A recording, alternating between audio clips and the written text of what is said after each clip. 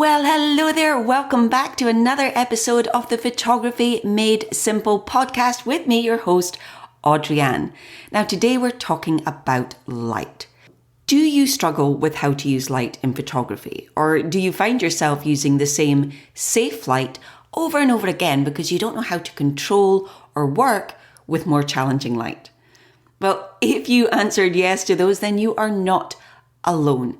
And when you think about it, it makes sense that photographers would struggle with light because it literally is the single most important element in any photograph, and it's so changeable and versatile. And as photography literally means painting with light, it is so incredibly important that we as photographers understand how light behaves and how to manipulate it. So here's the thing, much of the time it's our mindset that holds us back more than anything else when it comes to light. We believe certain things, and because we do, we fail to see and exploit the opportunities that the available light gives us.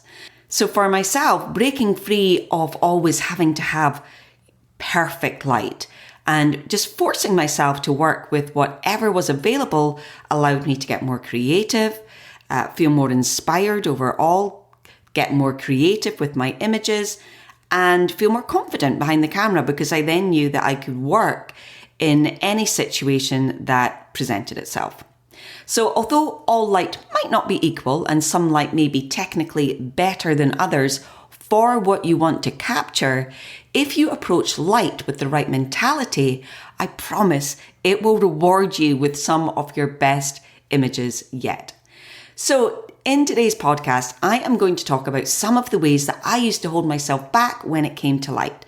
So I want you to check them out, see if you recognize any of these, and if you do, take steps to address your mindset so that you're approaching light in a whole new way.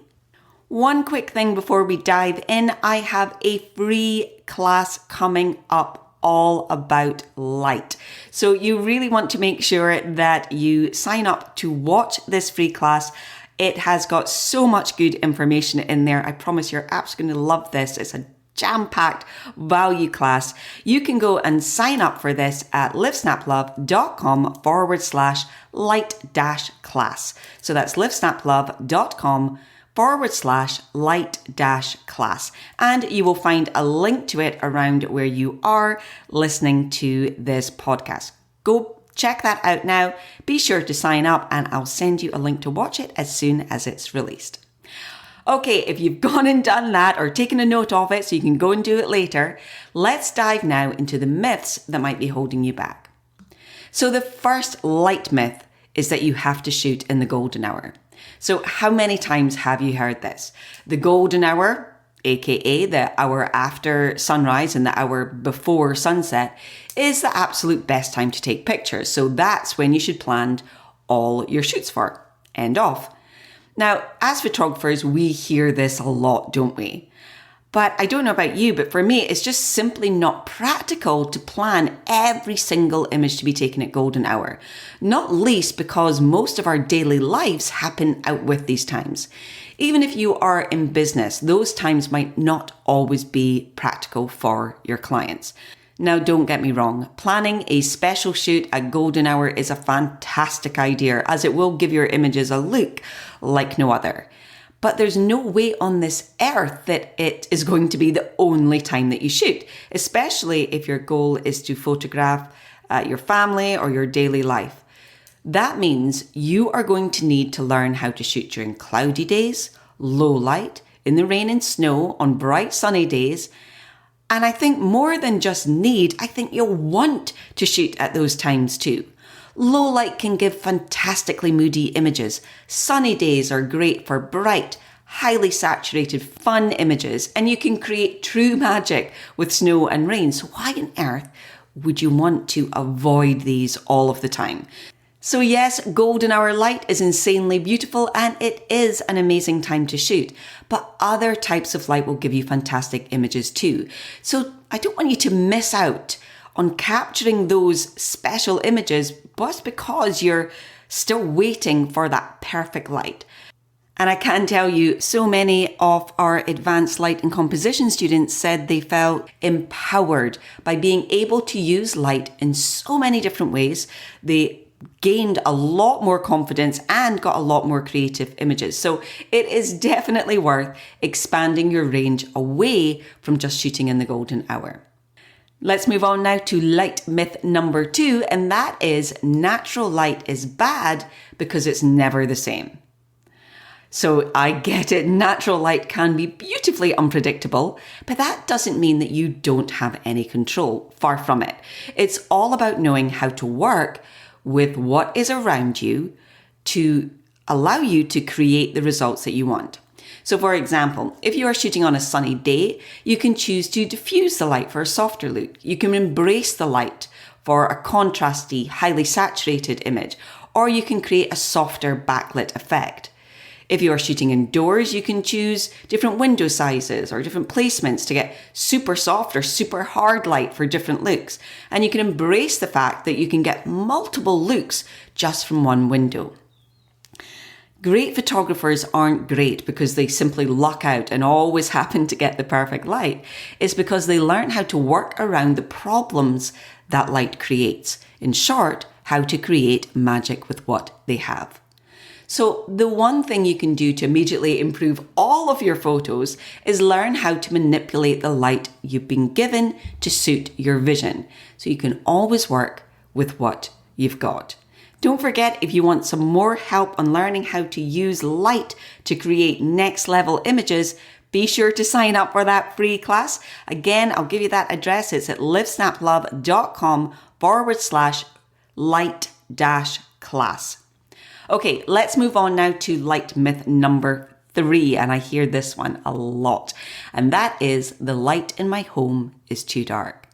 So small windows can make for truly amazing, dramatic images. So if that is what you have in your home, learn to embrace them.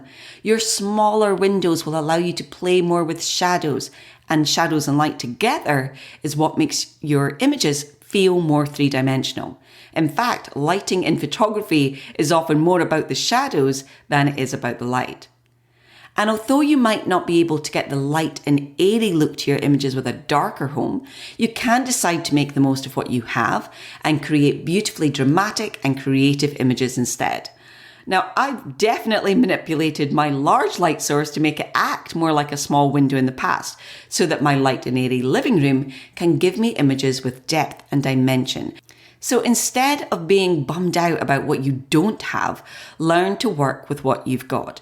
A good photographer always finds ways to exploit almost any type of light. The only thing that you're limited by is your imagination. Moving on now to light myth number 4, and that is my part of the world has horrible light. Now, I am going to hold my hand way up to this one.